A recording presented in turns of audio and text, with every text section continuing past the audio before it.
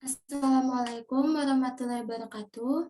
Perkenalkan, kami dari kelompok 2 akan mempresentasikan materi pembelajaran membaca bahasa Indonesia di sekolah dasar. Menyimak teks non-fiksi dan fiksi.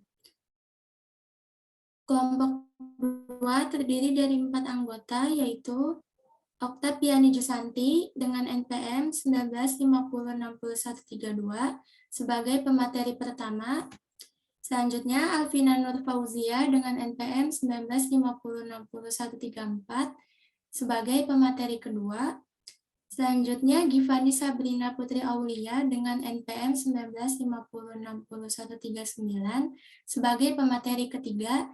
Dan yang terakhir, Yulianti Sumarna Putri dengan NPM 19506145 sebagai pemateri keempat. Baik, langsung saja ke materi. Pengertian membaca. Membaca adalah suatu proses yang dilakukan serta dipergunakan oleh pembaca untuk memperoleh pesan yang hendak disampaikan oleh penulis melalui media kata-kata atau bahasa tulis.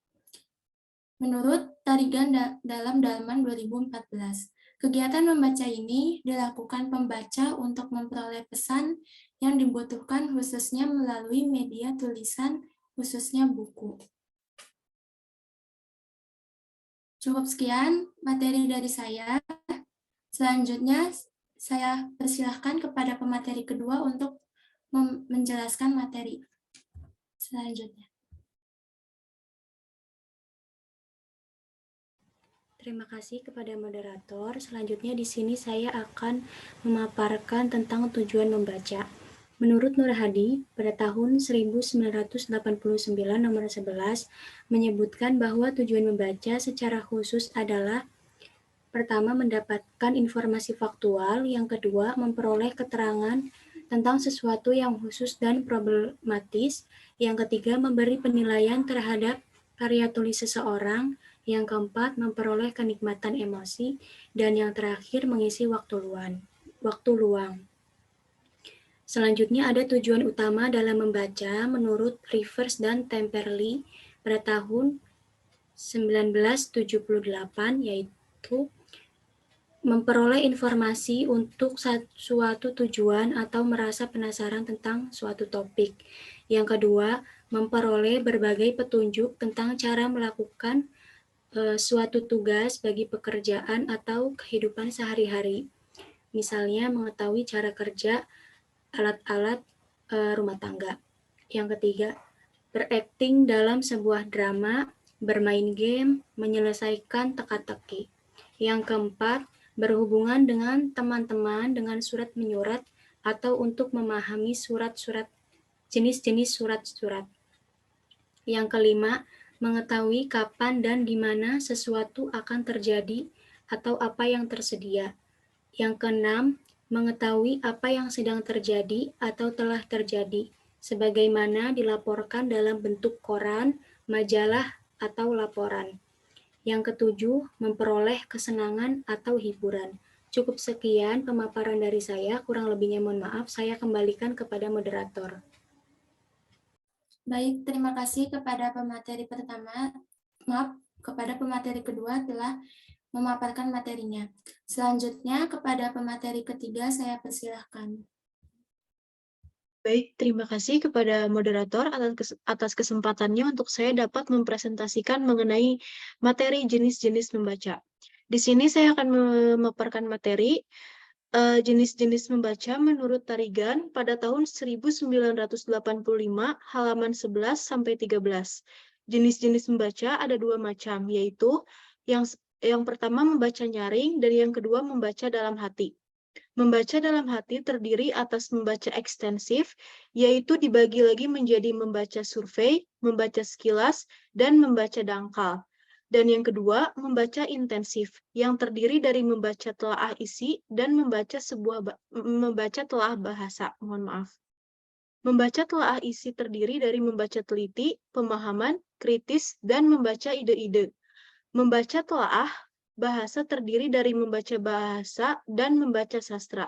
Jenis membaca menurut Nur Hadi pada tahun 1987, pada halaman 143, ada 3 macam, yakni membaca literal, membaca kritis, dan membaca kreatif. Pada materi ini, jenis membaca yang akan dibahas adalah membaca nyaring, membaca ekstensif, dan membaca intensif. Selanjutnya, saya juga akan membahas satu persatu jenis-jenis membaca tersebut. Yang pertama, membaca nyaring. Membaca nyaring atau membaca bersuara adalah suatu kegiatan membaca yang merupakan alat bagi pembaca bersama orang lain untuk menangkap isi yang berupa informasi bagi pengarang. Menurut Kamijan tahun 1969 pada halaman 9.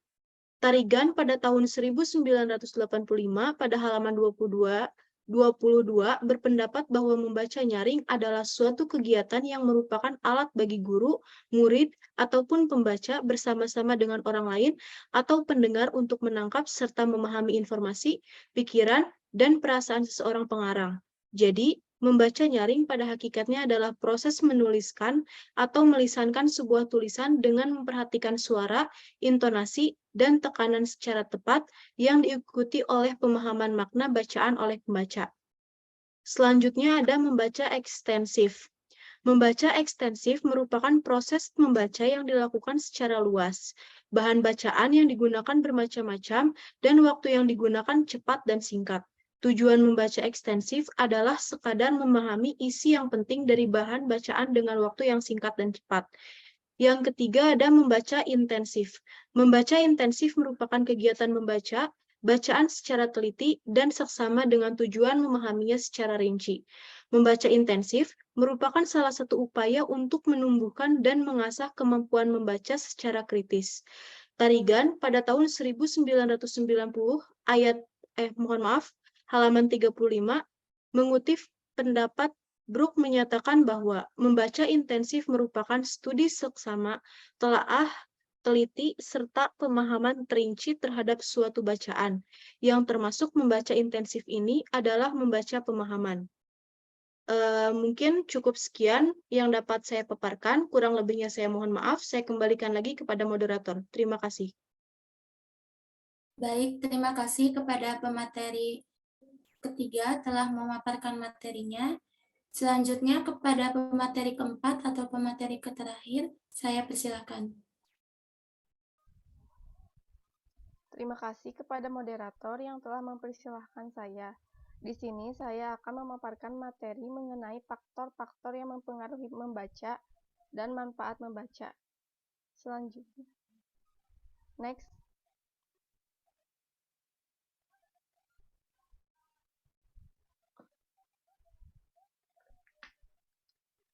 Faktor-faktor yang mempengaruhi membaca. Yang pertama ada faktor kognitif. Faktor ini berkaitan dengan pengetahuan, pengalaman, dan tingkat kecerdasan atau kemampuan berpikir seseorang. Yang kedua, faktor afektif. Faktor ini berkaitan dengan kondisi emosional, sikap, dan situasi. Yang ketiga, faktor teks bacaan. Faktor ini berkaitan dengan tingkat kesukaran dan keterbacaan suatu bacaan yang dipengaruhi oleh pilihan kata, struktur, isi bacaan, dan penggunaan bahasanya. Yang keempat, faktor penggunaan bahasa. Faktor ini berkaitan dengan tingkat kemampuan berbahasa yang berkaitan dengan penguasaan perbendaharaan kata, struktur, dan unsur-unsur kewacanaan. Selanjutnya, manfaat membaca.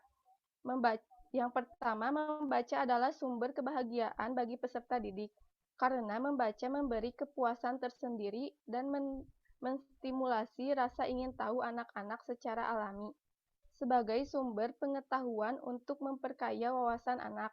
Yang kedua, peserta didik belajar lebih cepat dan lebih mudah. Mereka mempunyai akar ingatan yang kuat dan dengan mudah menerima bermacam-macam tulisan. Yang ketiga, peserta didik akan tumbuh menjadi pembelajar yang lebih baik. Mereka akan mampu untuk membaca cepat dan memiliki pemahaman yang lebih baik daripada mereka belajar membaca nanti. Cukup sekian dari saya, kurang lebihnya mohon maaf. Saya kembalikan kepada moderator. Terima kasih kepada pemateri keempat telah memaparkan materinya. Sebelum saya tutup presentasi hari ini, saya akan membacakan kesimpulannya terlebih dahulu. Membaca adalah memahami isi, ide, atau gagasan baik yang tersurat maupun tersirat dalam bentuk bacaan. Oleh karena itu, pemahaman merupakan esensi yang sangat penting dalam kegiatan membaca. Secara umum, tujuan membaca adalah 1. Menetapkan informasi, 2. Memperoleh pemahaman, dan yang ketiga, memperoleh kesenangan. Jenis-jenis membaca meliputi beberapa macam, yaitu membaca nyaring, membaca ekstensif, dan membaca intensif. Ada beberapa faktor yang berpengaruh terhadap proses pemahaman. Faktor-faktor tersebut adalah 1. Faktor kognitif, 2. Faktor efektif, 3. Faktor teks bacaan, dan 4. Faktor penguasaan bahasa. Manfaat membaca yaitu memberi sumber kebahagiaan bagi peserta didik. Peserta didik belajar lebih cepat dan lebih mudah, serta peserta didik akan tumbuh menjadi pembelajar yang lebih baik. Cukup sekian presentasi kelompok 2 pada hari ini, kurang lebihnya mohon maaf. Wassalamualaikum warahmatullahi wabarakatuh.